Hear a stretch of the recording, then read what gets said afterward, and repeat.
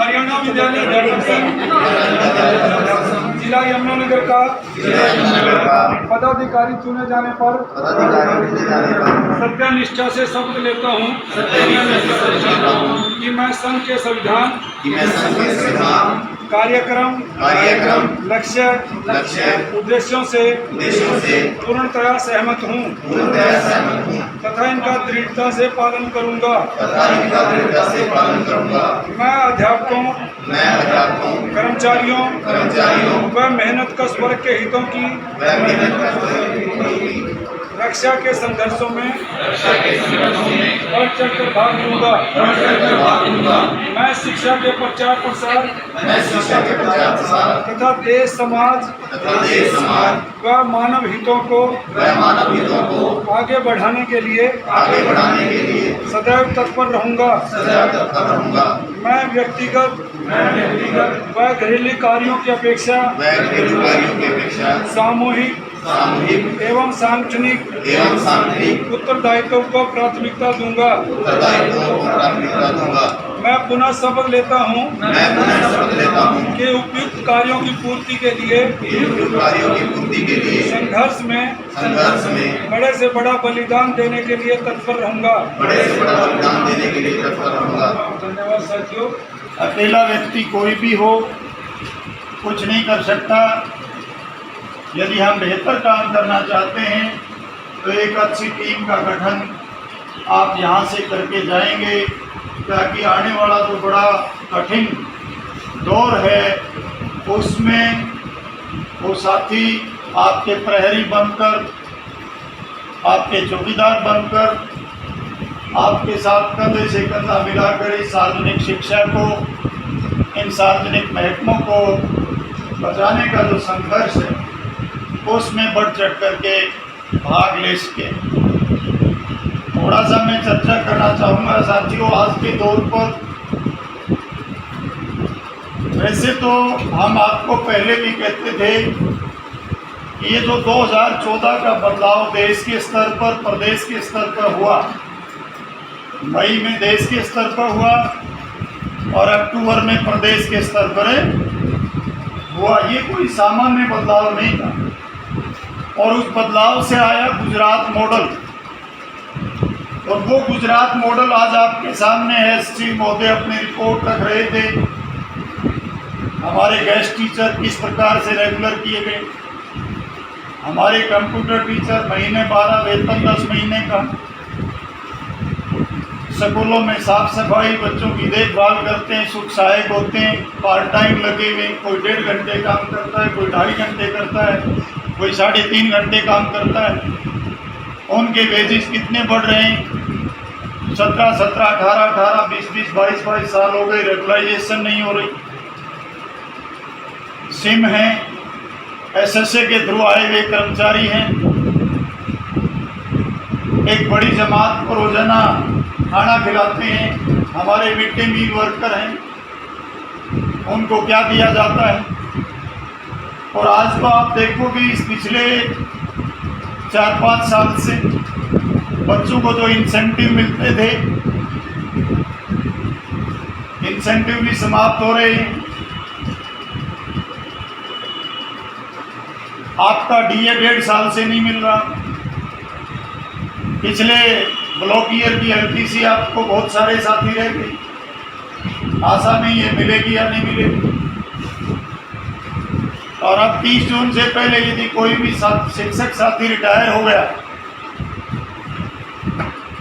और उसकी सैलरी लाख से ऊपर है, कोई भी हो जाए, तो चाहे हमारा जेबीटी टीचर हो, चाहे मास्टर हो, चाहे हमारा प्रवक्ता हो,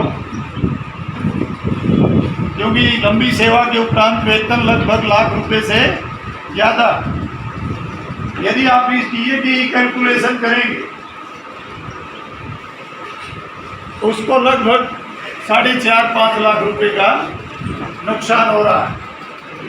और मान लिया कोई बाबू कल ही हमारे डिपार्टमेंट में आया है, न्यूनतम उसको, या हमारा क्लास 4 है, उसको मंथली 2,000 रुपये का, और बाकी बेसिक पे के हिसाब से आपको वो हो सकता है किसी को 7,000 का, किसी को 8 का, किसी को 9 का, 11-12 हज़ार तक का मासिक रूप से सरकार डीए के रूप में आपके ऊपर डाका डाल रही है।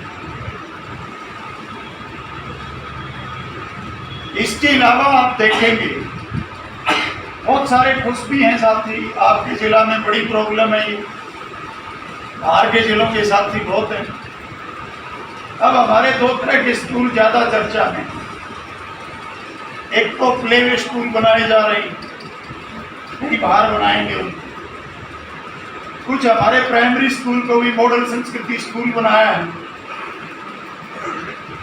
कुछ हमारे सीनियर सेकेंडरी स्कूल जो अच्छे चले हुए उनको भी मॉडल सीनियर संस्कृति स्कूल बनाया है। 136 स्कूल एट प्रेजेंट हमारे प्रदेश में काम कर रही हूँ। लेकिन इनमें आप एक चीज देखेंगे, वो चाहे हमारे प्राइमरी स्कूल हो चाहे सीनियर सेकेंडरी स्कूल हो, उन सब में फीसें लागू कर दी गई और ये एक अलग कैटेगरी बना करके और आपने विभाजन करके और आपके स्कूलों का निजीकरण आसान हो जाए, ये भी आने वाले समय में एक बड़ा खतरा हमारे सर के ऊपर मंडरा रहा है। और मैं तो साथियों को आगाह कर रहा हूँ, घर जाने के चक्कर में कोई ज़्यादा नज़दीक ना जाए मॉडल संस्कृति स्कूल के नाम पर। जल्द ही इनका निजीकरण होगा। और ये बात मैं नहीं कह रहा, हमारे प्रदेश के माननीय मुख्यमंत्री मनोहर लाल खट्टर जी ये बात कह रहे हैं। अब आप देख रहे हो सांगवान सिंह साहब जी हमारे सम्मेलन के ओपनिंग करके गए, कह रहे ये जल्दी है। प्रदेश के मुख्यमंत्री आज आपके जिला में आ रहे हैं और किसान उनका विरोध कर रहे हैं। भाई हमारे प्रदेश के मुख्यमंत्री यहाँ आए और किसान उसका विरोध करें तो कोई अच्छी बात तो नहीं है।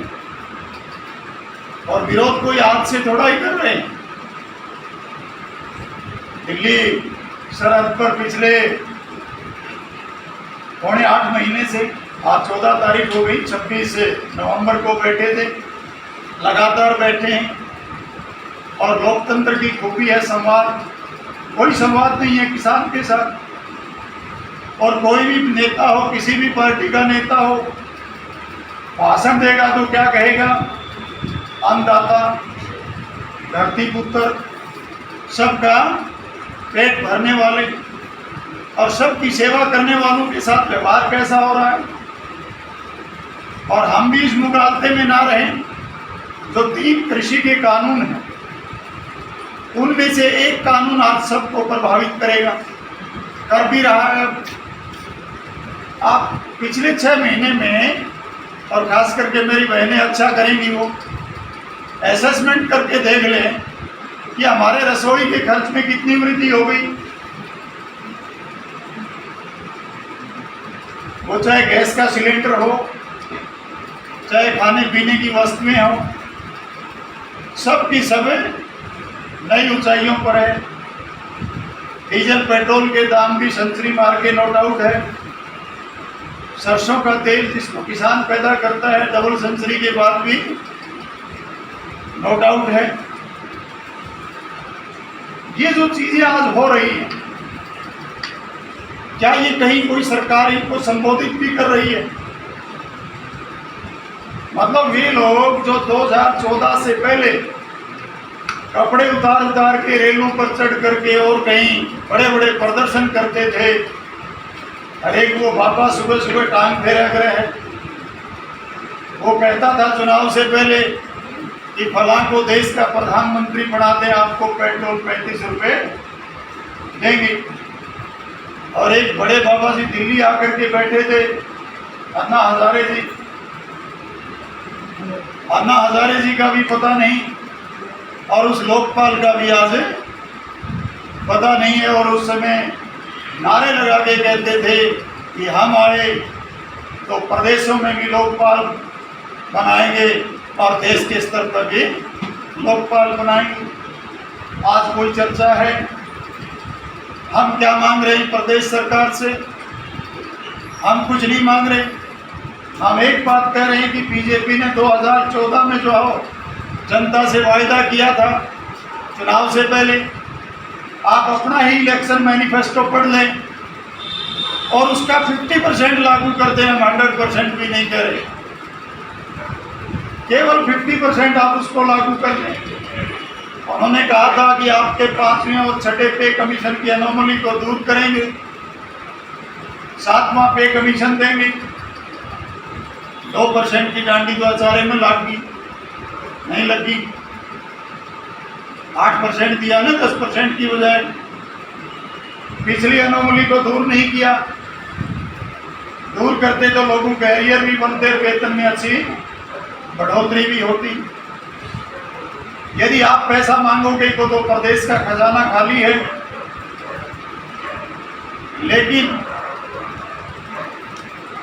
यदि आप बारीकी से बजट को पढ़ेंगे, पिछले वर्ष तो मैं भी काफी खुश हुआ था जब मैंने बजट प्रदेश का पढ़ा, क्योंककि शिक्षा का बजट था वो 12,262 करोड़ रुपए से एकदम 18,464 करोड़ रुपए का बजट हरियाणा सरकार ने पेश किया।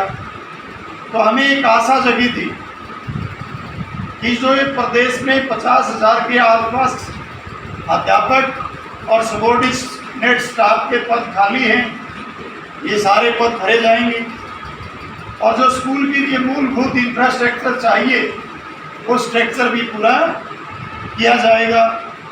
लेकिन दुर्भाग्य की बात है कि जब इस बार वित्त मंत्री महोदय ने बजट पेश किया, उसी समय ये जानकारी भी दी कि शिक्षा के बजट को हम खर्च नहीं कर पाए, इसमें से 6,400 करोड़ रुपए के बजट को लैप्स करना पड़ रहा है। वो फिर आंकड़े लिखने का फायदा क्या हुआ? वो फायदा ये हुआ कि ये सरकार केवल और केवल नैरेटिव के आधार पर, परसेप्शन के आधार पर अपना शासन चलाना चाहती है। सरकार ने वायदा किया था कि हम हर वर्ष 2 लाख युवाओं को रोजगार देंगे। क्या 7 साल सरकार को होने को है, क्या इस 7 साल में 1 लाख युवाओं की नई भर्तियां हुई? मैं 1 लाख कह रहा हूं, हाँ 1 लाख से ज्यादा हमारे साथी रिटायर हो गए विभिन्न बैंकों से, लेकिन 1 लाख की भर्तियां नहीं। और केंद्र के स्तर पर आप देखोगे कह के ये आए थे कि हम पब्लिक सेक्टर को मजबूत करेंगे। आज रेल को, भेल को, सेल को, हवाई जहाज को, बिजली को, पानी को, और इवन आपको जानकारी के तौर पर बता दूं कि हमारी सेनाओं के लिए जो गोला बारूद बनता था, उस काम में लगभग 5.5 लाख कर्मचारी काम कर रहे थे देश के स्तर पर। अब वो गोला बारूद बनाने का काम भी प्राइवेट लोगों के हाथों में दिया जा रहा है।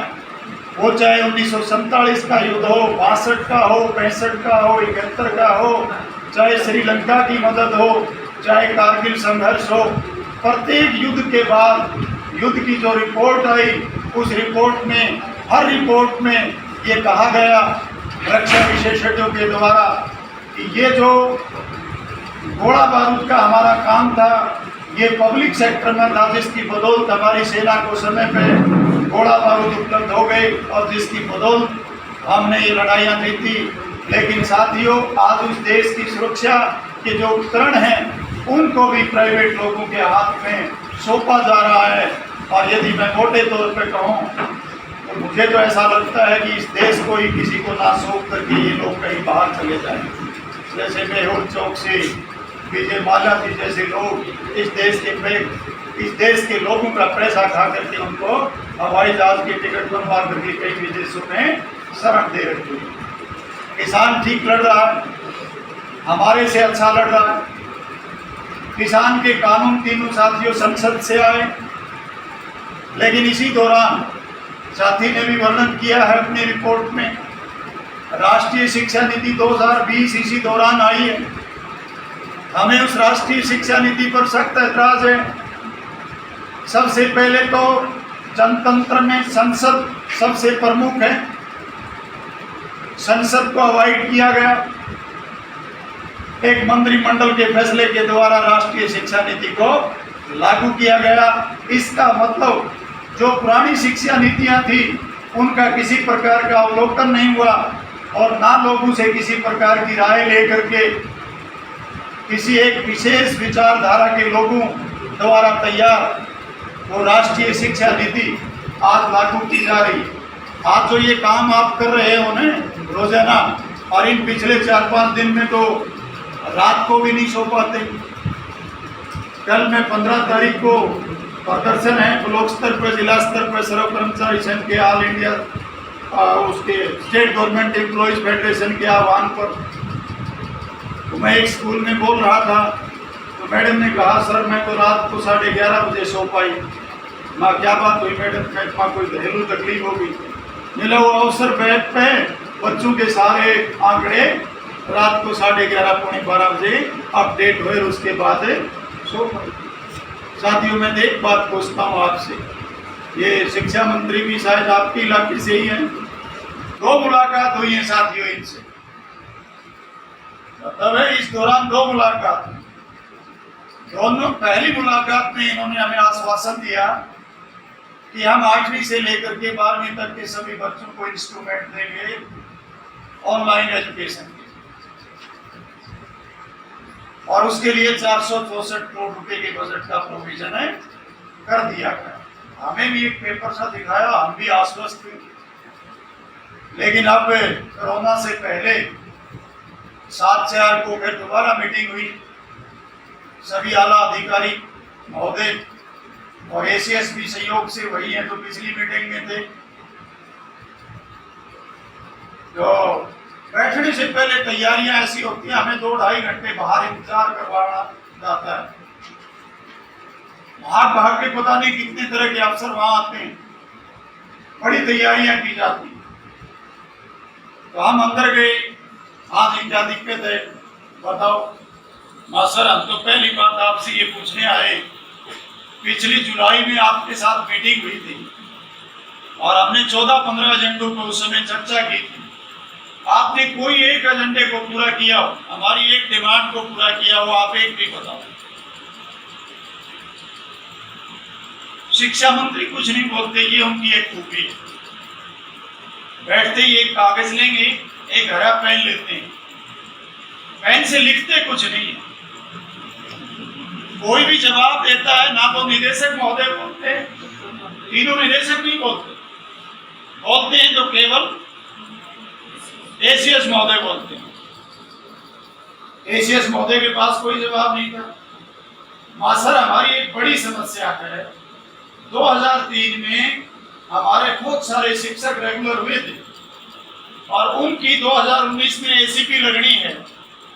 आप पहले तो ऑनलाइन का फंडा बनाए रखा।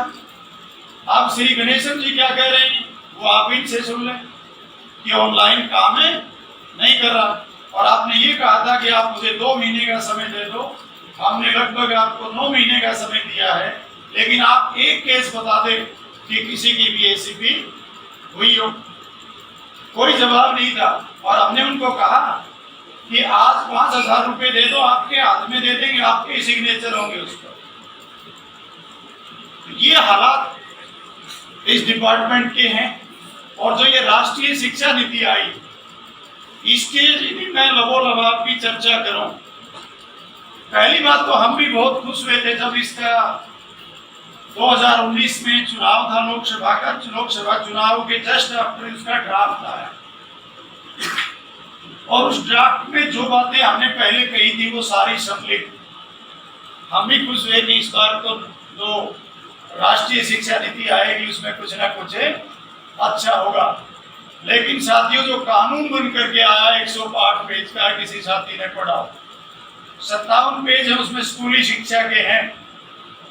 मतलब बड़ा अच्छा था ड्राफ्ट में कि मिड डे मील को 12वीं तक किया जाएगा, बच्चों के नाश्ते में दूध अंडे का प्रबंध किया जाएगा। लेकिन जब उस कानून को पढ़ा तो बच्चे को जो 7 रुपये 47 पैसे और प्राइमरी में कितना मिलता है 5 रुपये, वो पैसा भी अब नहीं मिलेगा। उसकी जगह बच्चे को केवल और केवल 100 रुपया मंथली दिया जाएगा।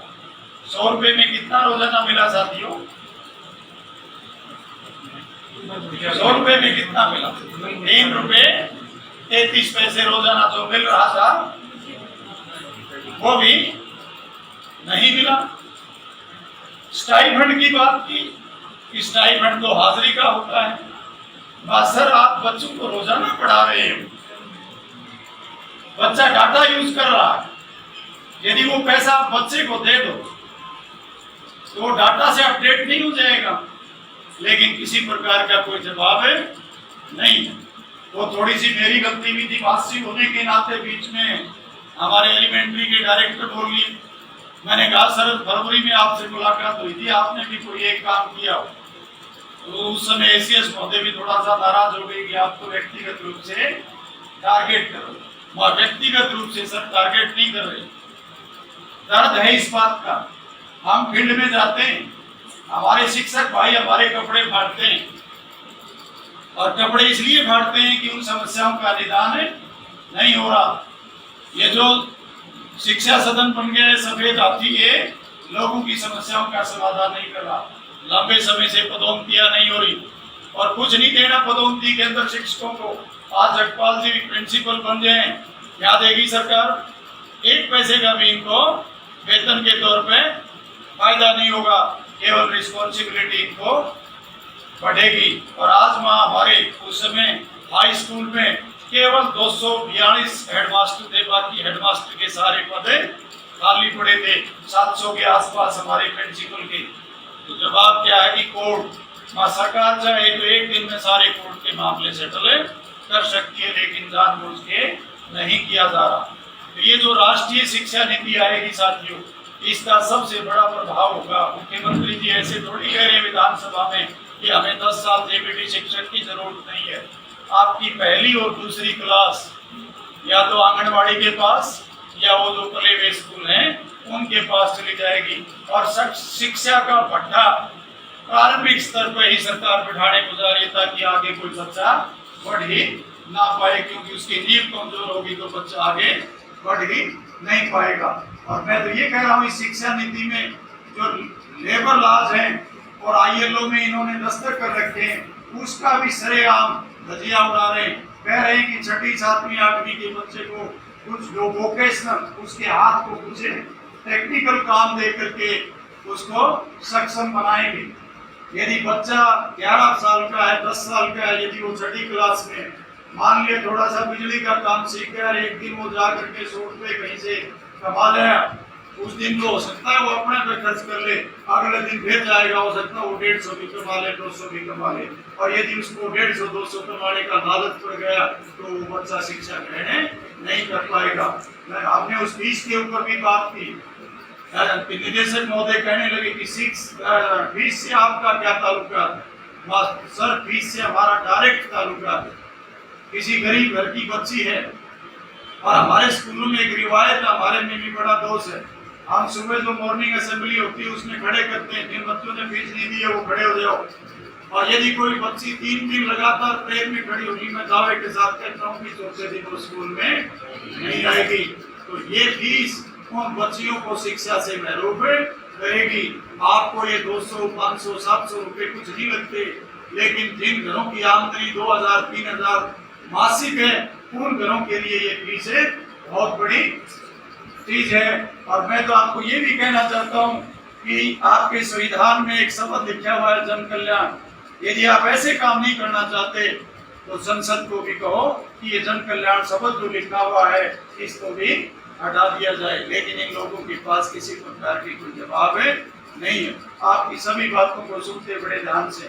तो मेरे कहने का मतलब ये है, ना टीचर की एजुकेशन रहेगी और बच्चों में भी इतना बदलाव होगा। 9वीं से 12वीं में 64 विषय होंगे, सेमेस्टर प्रणाली दोबारा होगी, कोई स्ट्रीम नहीं होगी, ये आर्ट है, ये कॉमर्स है, ये साइंस है। कोई स्ट्रीम नहीं होगी। अब बच्चा पहले सेमेस्टर में विज्ञान का विषय ले सकता है, दूसरे में छोड़ सकता है। बच्चे को 64 में से 48 विषय पास करने होंगे, और 48 पास नहीं करे तो 4 साल बाद 8वीं का 8वीं रह जाएगा। इसका मतलब क्या है कि आम आदमी को शिक्षा से महरूम करना चाहते हैं। तो इसीलिए जो गलत तरीके से गलत समय में इस कोरोना काल में जो राष्ट्रीय शिक्षा नीति आई, हम उसका विरोध करते हैं। एक बात देख करके मैं अपनी बात को कंक्लूड करूंगा। जो पिछला 1.25 साल का दौर है साथी, बड़ा बुरा दौर। पहले दौर में तो देश में डिप्लॉयमेंट इतनी थी कि आज़ादी के समय हमारे देश का पार्टीशन हुआ, 2 देश बने, हिंदुस्तान पाकिस्तान। हमारे बहुत सारे भाई जो पाकिस्तान बना उससे हिंदुस्तान में आए, और बहुत सारे भाई हिंदुस्तान से पाकिस्तान गए। मतलब दुनिया के इतिहास में बताते हैं कि सबसे बड़ी डिप्लॉयमेंट थी। लेकिन इस कोरोना काल में 2020 में अप्रैल और 3-4 दिन मार्च के सबसे बड़ी डिप्लॉयमेंट, किसी के लिए कोई प्रबंध नहीं था। लोगों को सड़कों पर भी चलने नहीं दिया जा रहा। लोग भूख से, प्यास से, नींद से रेल की लाइनों पर मर रहे थे। और सबको समय कितना दिया गया था? रात को 8 बजे 21 दिन का लॉकडाउन, और रात को 12 बजे से जो जहाँ है वहीं रह जाए। हिसार में मेरे रिलेटिव रहते हैं, उनकी बारात जयपुर गई हुई, उन्होंने वो नहीं पढ़ा। दिन बदल गया, शहर से निकलते पुलिस ने रोक लिया कि आपको नहीं जाने देंगे। 36 दिन बाद तो लोग जयपुर से हिसार आ पाए, और लाखों लोगों की जिंदगियां चली गई। इस दौरान कोई सबक नहीं सीखा हमने बिहार का चुनाव करवाया, हमने कुंभ किया, हमने 5 राज्यों के चुनाव करवाए, तैयारियां की उसकी। कोरोना का कोई भय नहीं था, और फिर सबने कह भी दिया। हमारे आज तो नहीं स्वास्थ्य मंत्री हर्षवर्धन जी ने कहा कि हमने कोरोना को हरा दिया। ना वैक्सीन पे ध्यान दिया, ना दवाइयों पर ध्यान दिया। लेकिन कोरोना ने बड़ी दस्तक जब अप्रैल के महीने में दी, हमें भी दर्द है। हमारे बड़े युवा नेता भी अध्यापक संघ के साथी सतबीर नरवाल जी कुरुक्षेत्र से, साथी संजीव कौर जी, भारत भूषण जी, स्वतंत्र भारती जी, हमारे रिटायर्ड शिक्षक साथी, 136 साथियों को हमने इस दूसरी कोरोना लहर में खोया है। डिजास्टर मैनेजमेंट एक्ट कहता है देश का, यदि कोई व्यक्ति किसी महामारी में प्राण त्याग दे तो उसके परिवार को 4 लाख रुपए दिए जाएंगे। सरकार ने कह दिया कि हम नहीं दे पाएंगे। कौन बने उनका सहारा? हाँ, हमारे यहाँ सर्व कर्मचारी संघ के 250 के आसपास हमारे यही थे। राजपाल सांगवान जी, हमारे प्रधान जी जरनैल जी के छोटे भाई, बड़े अच्छे नेता थे सर्व कर्मचारी संघ। हमारे सर्व कर्मचारी संघ के संस्थापक सदस्य आरसी जग्गा जी, हमारे दिल्ली यूनिवर्सिटी के प्रोफेसर टी.आर. चौधरी, बहुत सारे ऐसे शिक्षाविद, वैज्ञानिक। और मैं तो ये कहूंगा कि वो डॉक्टर जो दिन रात लोगों की इस कोरोना काल में सेवा कर रहे थे, 1036 डॉक्टर ने भी इसे कोरोना काल में।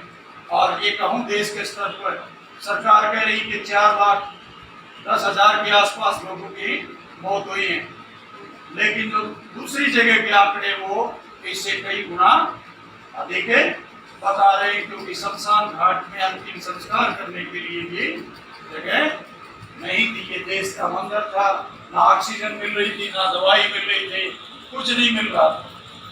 इस कोरोना के बड़े बुरे प्रभाव आने वाले समय में शिक्षा के ऊपर पूरी दुनिया में कुछ जो विकसित देश हैं उन्होंने रिसर्च की है कि पूरी दुनिया में 158 करोड़ बच्चे इससे कोरोना से प्रभावित हो रहे हैं और हमारे देश के 32 करोड़ बच्चे व शिक्षक इस कोरोना की वजह से प्रभावित हो रहे हैं।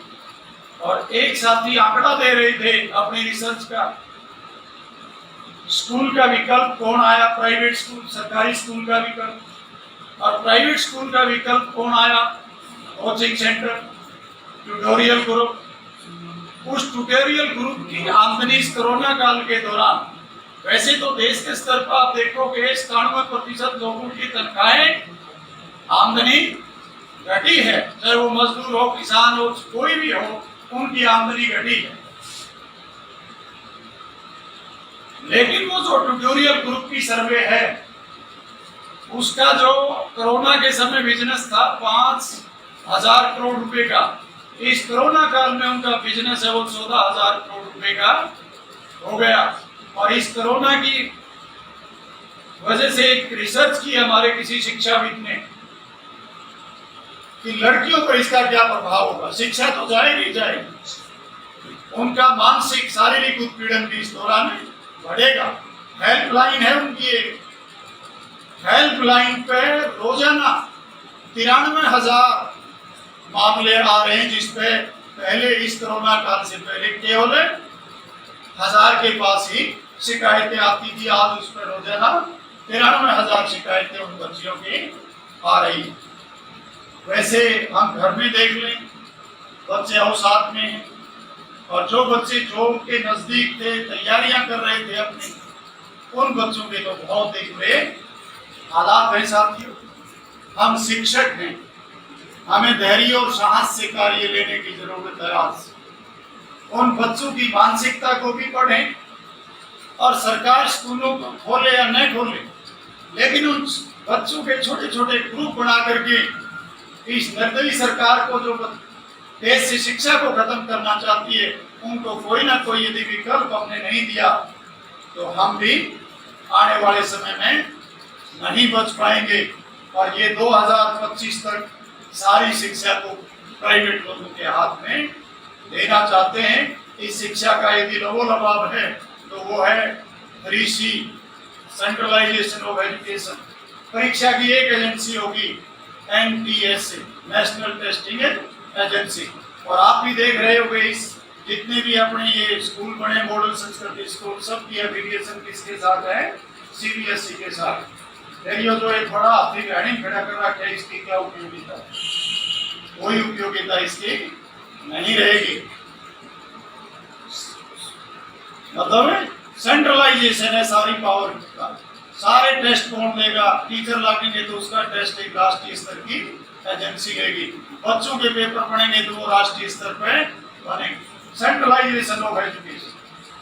दूसरा है कॉमर्शियलाइजेशन, मैंने ट्यूटोरियल ग्रुप का एग्जाम्पल आपको दिया, शिक्षा का व्यापारीकरण। और एक उसमें सबक लिखा हुआ है, मैं तो सोच के 2 साल हो गया साथियों, बहुत सारे शिक्षाविद से पूछा कि शिक्षा में भारतीय सवाल होगा, और कहते भी कह रहे होंगे तो सुनीता जी, वैदिक गणित पढ़ाएं, संस्कृत पढ़ाएं। मैं आपको गारंटी देता हूं, कोई भी साथी यहां से जाकर के, और टायर पंचर की बहुत दुकान होंगी यमुनानगर में, संस्कृत में बोल के आप टायर पंचर लगवाना दो, हम देश के प्रधानमंत्री को, देश के शिक्षा मंत्री को, धर्मेंद्र प्रधान जी को, नए शिक्षा मंत्री को कह दें ये कि हमारी शिक्षा की भाषा को संस्कृत बना। क्यों कह रहे हैं ये इसलिए कह रहे हैं ताकि आम आदमी का बच्चा पढ़ डाले। इन लोगों के बच्चे तो इस देश में नहीं, कहीं और पढ़ रहे। इस देश को दोबारा से गुलामी की ओर ले जाया जा रहा है। तो इस सम्मेलन के माध्यम से साथियों मैं आपसे अपील कर रहा हूं, मेरी भी सरकारी सेवा के तौर पे मैं 30 जून 2021 को रिटायर हो चुका हूं, लेकिन इससे सार्वजनिक शिक्षा को और शिक्षा गुणवत्ता परक हो, इसकी यदि रिकॉर्ड करने की किसी की जिम्मेवारी बनती है तो आज प्रदेश में 83,000 शिक्षक हैं। हो सकता है कि हमारे महाकुत एक साथी ने बोला भी है, शायद यशपाल जी कह रहे थे कि आर्थिक मुद्दों को छोड़िए, एक बार इसे अस्तित्व को बचा लीजिए। सबको एक होकर के लड़ने की जरूरत है और इनकी नीतियों को पढ़िए, बेरोजगार युवाओं को आगाह कीजिए। अब 47-48 हजार वैकेंसी निकाली है इन्होंने, उसके लिए कॉमन टेस्ट होगा, सबके लिए एक जैसा टेस्ट। बोर्ड के चेयरमैन क्या कह रहे हैं उसकी भाषा को समझिए। 3-4 बार उन्होंने लास्ट डेट को एक्सटेंड किया। क्या कह रहे हैं कि जब तक 60 लाख बच्चे अप्लाई नहीं कर देते तब तक इसको क्लोज नहीं करेंगे, तब तक परीक्षा नहीं होगी। आप याद करो 2018 में आपने शिक्षा बोर्ड की पोल खोली थी भिवाड़ी में हमारा। ये जो है स्टेट की एक परीक्षा होती है, उसमें लगभग 9 करोड़ का घोटाला बोर्ड का चेयरमैन और सेक्रेटरी हमारे अधिकारी मिलकर कर रहे हैं। इसी प्रकार से ये HSSC है, इसमें भी सारा माल इसी प्रकार के घोटाले बच्चों से फीस के रूप में करके हो रहे। कमाल है इस देश में, IAS की परीक्षा की फीस 150 रुपए और एक हमारा 10वीं का बच्चा एग्जाम देता है उसकी फीस है 600-700 रुपए। तो ये विचारणीय विषय है और उन युवाओं को भी आगाह करने की जरूरत है। हमारे बेटा बेटी भाई बहन हैं, उनको भी इसके विषय में जागरूक करें।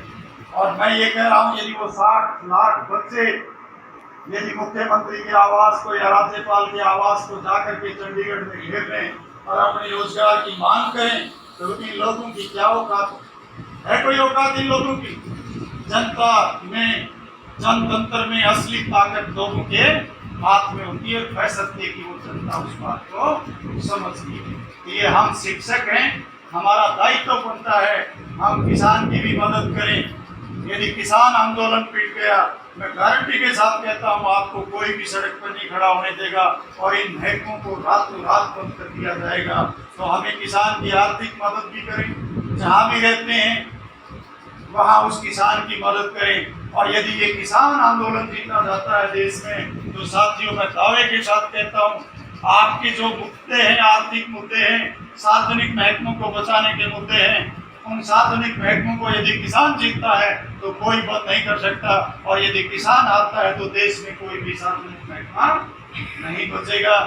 तो इतनी अपील आपसे करते हुए आने वाले समय में साथी जगपाल जी ने भी आपको आगाह किया है, हम भी आपको आगाह कर रहे हैं और पुनः आपके बीच में फिर आएंगे। इस बात की तो मैं आपको मुबारकबाद देना चाहूँगा कि हमारे साथियों ने 2017 के सम्मेलन में बिना कहे आगे आकर के ये कहा कि जो अगला सम्मेलन 2020 में होगा वो हम यमुनानगर में करवाएंगे। तो मैं आपको उसे राज्य सम्मेलन की भी शुभकामनाएं देते हुए हम भी आपके बीच में होंगे और प्रयास करेंगे कि लगभग स्कूलों को हम जाकर के कवर करें, क्योंकि हमारे पास भी वो मौका है। उस सम्मेलन के लिए हम प्रत्येक शिक्षक के पास सार्वजनिक शिक्षा को बचाने के लिए, शिक्षक को बचाने के लिए जो संघर्ष है आम आदमी का, उस संघर्ष में हम आगे बढ़ करके काम करें। क्योंकि शिक्षक छोटी से छोटी ढाणी और बड़े से बड़े मेट्रोपोलिटन शहर में रहता है और हर कोई शिक्षक की बात को बड़ी तवज्जो देता है। तो हमें उस बात पर खरा उतरते हुए हम अपने राज्य सम्मेलन को भी अच्छी प्रकार से आपके सहयोग से संपन्न करेंगे और इस सार्वजनिक शिक्षा को, शिक्षक को और आम कर्मचारी को, मजदूर को, छात्र की जो शिक्षा है उस शिक्षा को भी बचाने की हम प्रयास करेंगे। तो इसी के साथ जो आपने समय दिया, सुना, अब हम आपके चुनाव की कार्रवाई को भी शुरू करेंगे। तो प्रोग्राम है कल का, ये पूरे देश के अंदर है। सभी स्टेटों के कर्मचारी, all India state government employees federation के आह्वान पर ये प्रोग्राम है। और हमारे बीच जो सबसे खतरनाक एक हमारी एनपीएस योजना है। जिस दिन एनपीएस योजना लागू हुई, इस देश के कर्मचारी ने उसी दिन 2 घंटे की कलम छोड़ हड़ताल की थी। लेकिन क्योंकि वो जब उस टाइम तक लोगों की समझ में नहीं आया और लगभग उसके बाद जितनी भी ऑल इंडिया की स्ट्राइकें हुई, एनपीएस उसका एक मुख्य मुद्दा रहा। लेकिन सरकार ने बजाय उसको वापस लेने की कुछ थोड़ी राहत उसमें देनी शुरू की, यानी ग्रेच्युटी एनपीएस कर्मचारी को नहीं दी, ग्रेच्युटी बहाल कर दी, 25% जीपीएफटी पर विड्रॉल का भी परमिशन दे दिया। लेकिन अपनी डिमांड है कि एनपीएस को पूरी तरह से वापस लेके ओपीएस लागू की जाए, और इसमें साथियों को थोड़ा सा आगाह भी करना चाहते हैं। जब किसी मुद्दे को डाइल्यूट करना हो तो सरकारें अपने आप उसी से संबंधित संगठन खड़े कर देती हैं, ताकि एक बड़े संगठन से लोगों का ध्यान डाइवर्ट होके और एक छोटे ग्रुप के ऊपर आके टिक जाए, और वो कहेंगे कि हमारा तो मांग और मुद्दा सिर्फ एक ही मांग है। तो क्या सिर्फ एक मांग के बहुत से संगठन चल सकते हैं? ये जो महकमे के बिगड़ लग रहे हैं, इनको कौन बचाएगा? लेकिन वो बहुत से साथियों को गुमराह करने में जरूर कामयाब हो जाते हैं। अपने यहाँ भी इसी तरह से एक एनपीएस बचाओ एक संगठन बना हुआ है, और वो दोनों स्टेट के जो महासचिव हैं और प्रधान हैं वो कैथल से हैं, और कैथल से भी कौन है? 2017 में जो अपने साथी आए हैं वो पहले 2017 के साथियों के साथ थे, और फिर जब देखा भाई और तो कोई बात बढ़ नहीं रही, तो एक इमोशनल सा मुद्दा है ये हमारा, स्वयं नेता बन गए अपने आप ही घर बैठ के कि ये स्टेट का प्रधान ब्लू महासचिव विजेंद्र धारीवाल हमारे वहीं से छोट गांव से हैं, और ऋषि नैन वो महासचिव है, वो भी वहीं से हैं। कई बार हमारी बात भी होती है, लेकिन इसमें कई बार वो ये साथी बोलते हैं कि हम इसको वापस करवाएंगे। अपना कहना ये है, अगर ये इस तरह से वापस होते, क्योंकि ये अध्यादेश ये कानून पास हुआ है सेंटर की गवर्नमेंट मतलब पार्लियामेंट के अंदर, और पार्लियामेंट के अंदर जो कानून पास हो गया वो सेंट्रल गवर्नमेंट को उसको कदे वापस ले लियो, स्टेट गवर्नमेंट उसको वापस ले सकती। लेकिन उसके बावजूद भी आपका वो देखिए भाई हमारे भी मांग पत्रों के अंदर स्टेट गवर्नमेंट से मांग होती है कई बार कि एनपीएस वापस ली जाए। हम मांग सरकार से ये करते हैं कि सरकार एनपीएस वापस नहीं ले सकती, सरकारें मिलके केंद्र के पास प्रस्ताव भेज सकती हैं, केंद्र के ऊपर प्रेशर बना के जिस दिन भी दबाव बढ़ेगा ये केंद्र से ही वापस होगी।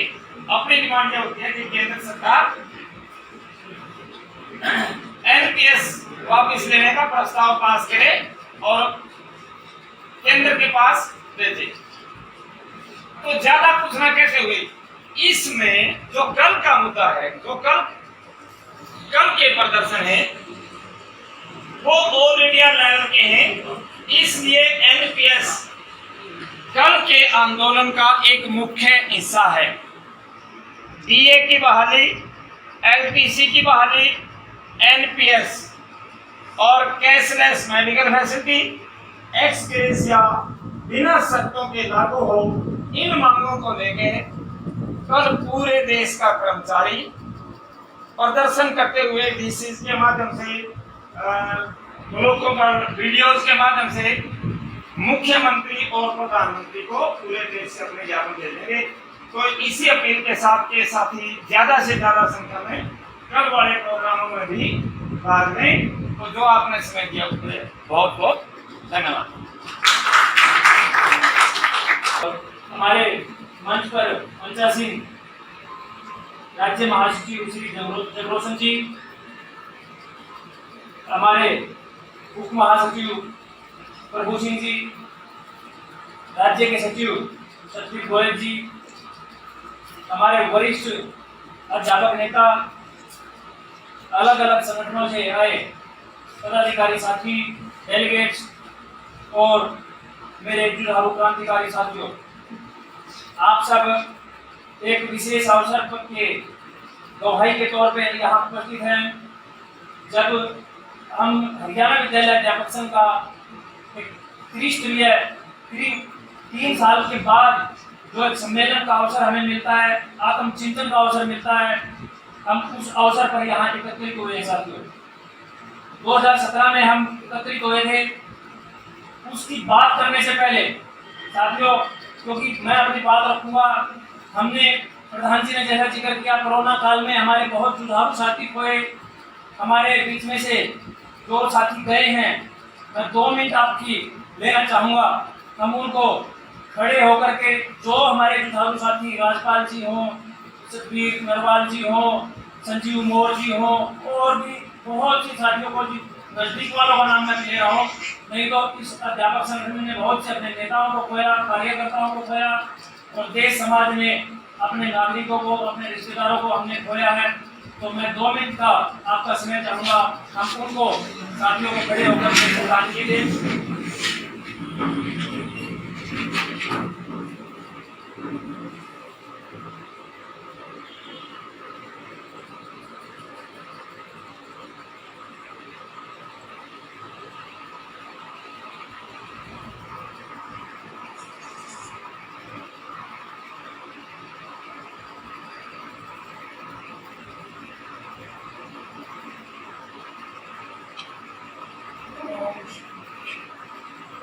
धन्यवाद साथियों। साथियों, ये हमारे लिए बहुत चिंताजनक भी बात रही, और हमें सचेत होकर के आगे कैसे चलना है इस महामारी के दौर में, और कैसे हमारे जो अधिकार छीने जा रहे हैं कोरोना काल को अवसर काल मानते हुए, तो हमें उसके लिए भी जागरूक और चिंतित रहना है साथियों। जो 2017 में आप सब ने जिस विश्वास के साथ मुझे जिला प्रधान का कार्यभार सौंपा था, एक सेवा सौंपी थी, हो सकता है उसको करते हुए कई बार कई साथियों के कोई काम जिला कार्यकारिणी से किसी वजह से, हालांकि प्रयास पूर्णतः रहे, किसी वजह से कोई काम या किसी जगह ऐसा रहा हो, तो वो मेरी निजी मान करके और संगठन का जो विचार है उसको सर्वोपरि मानते हुए, क्योंकि संगठन का विचार किसी कैटेगरी, किसी जाति, किसी धर्म विशेष को ना मान करके समग्रता में विश्वास करने वाला, और जो शिक्षक हित है, जो समाज का जो जन शिक्षा है, उस विचार को लेकर के चलने वाला है साथियों। इस विचार को आप सब अपने अंदर फलीभूत करेंगे, इसी उम्मीद के साथ आप सब ने भरपूर सहयोग दिया,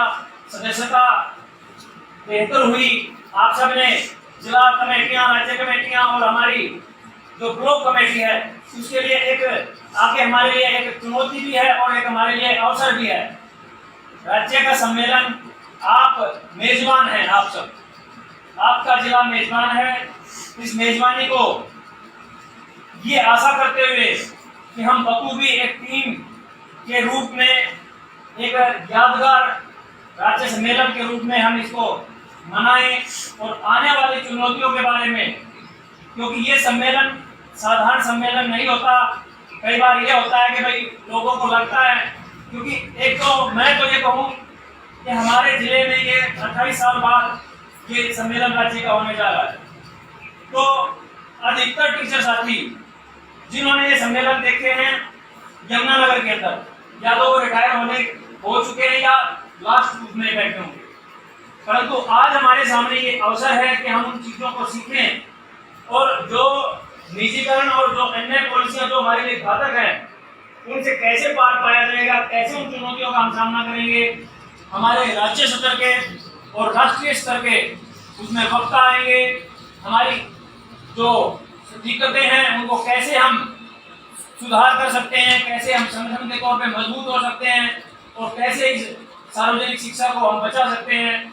तो उस सम्मेलन में एक हमारे लिए बहुत ही बेहतरीन अवसर होगा, और पूरे प्रदेश के लिए अवसर होगा, विशेष करके यमुनानगर जिले के साथियों के लिए रहेगा। साथियों, इसमें हमारी विशेष जिम्मेवारी है और हमने इसको बहुत बखूबी निभाना है। हमारे पास राज्य की ओर से क्योंकि इसमें सहयोग भी आप टीचर्स का ही रहेगा, हम सब मिलके इसको आर्थिक तौर पे तन मन धन से हमें इसमें अग्रणी रह करके काम करना है। और टीम वर्क है साथियों। हमारे खंड सभी खंडों से पदाधिकारी यहाँ सब बैठे हैं, तो जैसे हमें गाइडेंस राज्य स्तर से मिलेगी, हम जिला और ब्लॉकों तक उस सूचनाओं को और उस कार्यनीति को क्रियान्वयन करें।